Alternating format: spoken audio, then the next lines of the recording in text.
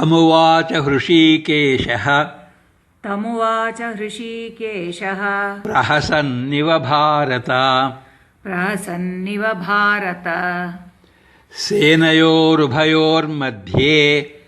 ಸೇನಯೋರುಭಯೋರ್मध्ये ವಿಷೀದಂತಮಿದಂ ವಚಃ. ವಿಷೀದಂತಮಿದಂ ವಚಃ.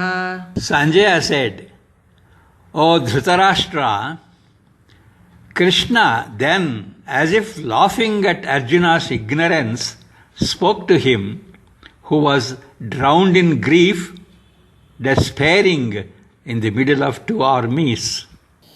ಸಂಜಯ ಹೇಳಿದನು, ಎಲೈ ಧೃತರಾಷ್ಟ್ರ, ಆಗ ಎರಡು ಸೈನ್ಯಗಳ ಮಧ್ಯೆ ವಿಷಾದದಲ್ಲಿ ಮುಳುಗಿದ ಅರ್ಜುನನನ್ನು ಕುರಿತು ಶ್ರೀಕೃಷ್ಣನು ನಸುನಗುತ್ತಾ ಈ ಮಾತುಗಳನ್ನು ಹೇಳಿದನು.